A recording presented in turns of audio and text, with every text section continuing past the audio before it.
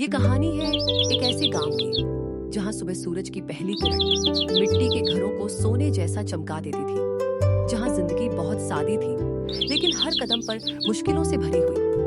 इस गांव में कई घर थे, कई लोग थे और हर घर की अपनी एक कहानी थी। और उन सभी कहानियों के बीच एक कहानी थी रामू की। एक ऐसी कहानी जो दिल को छू जाए। रामू बहुत ही गरीब था।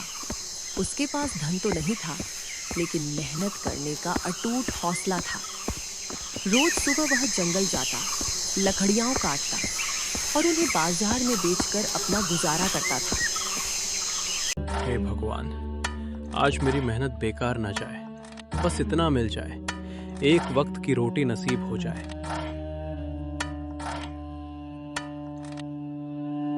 बाजार की भीड़ में खड़ा रामू धीमी मगर सच्ची आवाज में कह रहा था। हर गुजरते इंसान को देखते हुए उसके दिल में बस एक ही दुआ थी, आज की कमाई से घर का चूल्हा जल जाए। यह सिर्फ लकड़ियों की बिक्री नहीं थी, यह रामू की जिंदगी की जंग थी। बाजार में लकड़ी बेचकर रामू थका हारा घर लौट आया। दिन भर की मेहनत से उसका शरीर थक चुका था लेकिन दिल अब भी बोझिल था। छोटा सा घर और पुराना बिस्तर, यही उसकी पूरी दुनिया थी।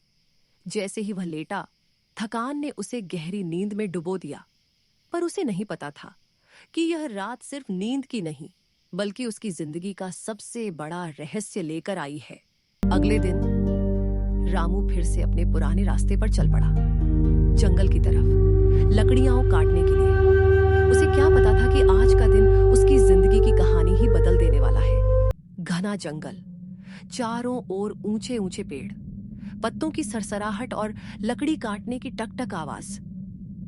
रामू मन लगाकर लकड़ियां काट ही रहा कि तभी अचानक उसके सामने एक बूढ़ा आदमी आकर खड़ा हो गया।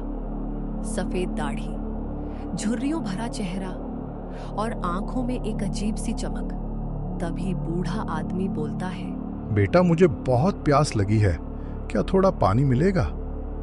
हाँ बाबा, जरूर मिलेगा। रुकिए, मैं अभी देता हूँ।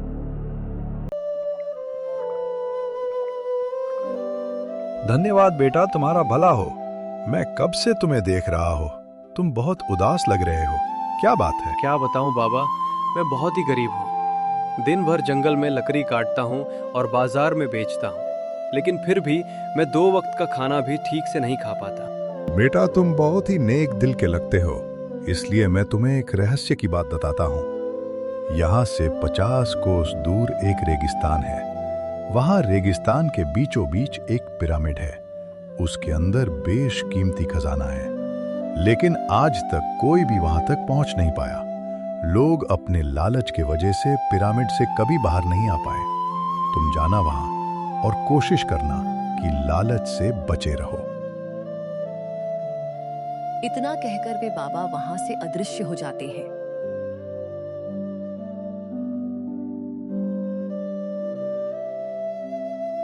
अगले दिन रामू निकल पड़ता है, घने जंगल की उस गहरी खामोशी में, जब पेड़ भी मानो धीमी धीमी सांसें ले रहे थे। रामू अकेला उस अनजान रास्ते पर आगे बढ़ रहा था। हर कदम के साथ पत्तों की सरसराहट जैसे उससे कुछ कहना चाहती हो, और बहती हवा मानो किसी पुरानी कहानी का रहस्य अपने साथ लिए चल रही हो। पेड़ों के बीच से छन छन कर आती रोशनी जमीन पर पड़ रही थी और पूरा जंगल राजू को निहार रहा था, मानो परख रहा हो कि क्या यह लड़का इस सफर के काबिल है या नहीं। रामू को अभी जरा भी अंदाजा नहीं था कि यह जंगल केवल एक रास्ता नहीं बल्कि उसकी जिंदगी का सबसे बड़ा रोमांच बनने वाला है। और अचानक उसकी आंखों के सामने एक विशाल रेगिस्तान फैल जाता है। दूर दूर तक बस रेत ही रेत है, जलती हुई धूप है और हवा के साथ उड़ते रेत के कण हैं। सूरज आसमान के ठीक बीचों बीच आग बरसा रहा है और उस भीषण गर्मी में रामू का गला सूखने लगता है। लेकिन रामू रुकता नहीं। उसकी आंखों में डर कम और संकल्प अधिक है। वह अपने मन में कहता है, यही रास्ता है, क्योंकि उसे मालूम है कि खजाना आसानी से नहीं मिलता और इसी रेगिस्तान के पार उसकी परीक्षा उसका इंतजार कर रही है। रेगिस्तान की ठंडी हवा के बीच रेत पर पड़ते कदमों की आवाज धीरे धीरे थम जाती है। रामू वहां पहुंच चुका होता है। वह वहीं खड़ा हो जाता है। उसकी आंखों के सामने एक पुराना रहस्यमय पिरामिड खड़ा है। आधे चांद की रोशनी उसकी दीवारों पर उकेरे गए चमकते चिन्हों को और भी डरावना बना देती है। आसमान में काले बादल घूम रहे हैं और हवा के साथ अजीब सी फुसफुसाहट गूंज रही है। रामू का दिल जोर जोर से धड़कने लगता है। उसे डर लग रहा है, लेकिन वह डर सिर्फ अंधेरे का नहीं है। यह डर उस अनजान सच का है जो इस पिरामिड के भीतर छिपा हुआ है। और फिर रामू चल पड़ता है पिरामिड के रास्ते।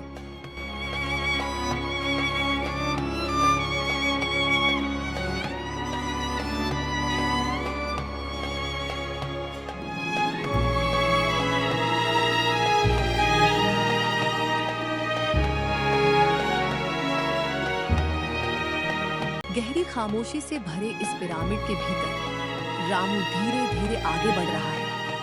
हर दीवार पर चमकते हुए पुराने जादुई चिन्ह, मानो वे उसे चेतावनी दे रहे हों।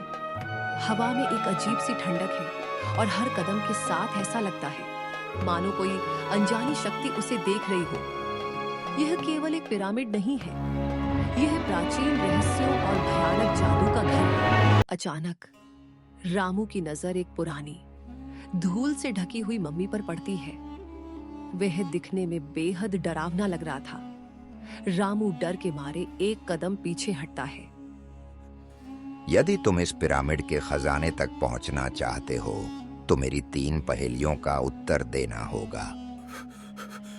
अगर एक भी उत्तर गलत हुआ तो तुम इसी पिरामिड के अंदर कैद हो जाओगे।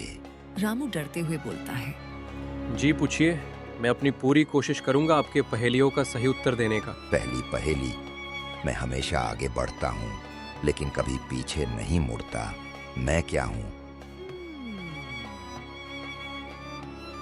रामू कुछ देर सोचने के बाद बोलता है।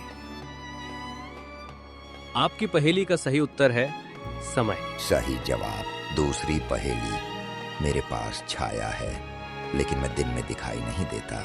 मैं क्या हूँ?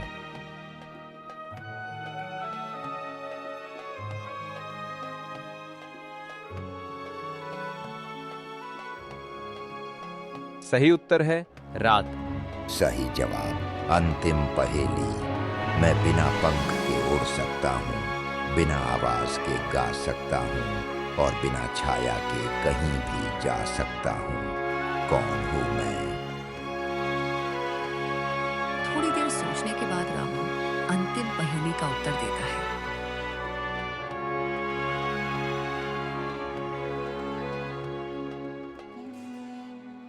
आपकी अंतिम पहेली का सही जवाब है हवा।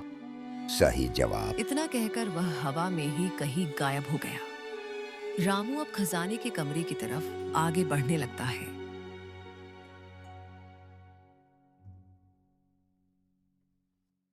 लंबे सफर, अनगिनत खतरों और अनजाने रहस्यों को पार करके अंततः रामू उस पिरामिड के गुप्त कक्ष तक पहुंच ही गया। एक पल के लिए उसकी आंखों को अपने ऊपर ही विश्वास नहीं हुआ। चारों ओर सोने के पहाड़, चमकती हुई चांदी और हीरे जो घने अंधेरे को भी उजाले में बदल रहे थे। रामू स्तब्ध रह गया। फिर उसके चेहरे पर आश्चर्य के साथ साथ गहरी प्रसन्नता फैल गई। यह केवल खजाना नहीं था, यह उसकी मेहनत, उसके साहस और उसके सपनों का प्रतिफल था। अब न उसे किसी अभाव का डर था, न भविष्य की कोई चिंता। उसका आने वाला जीवन खुशियों और आराम से भरा होने वाला था।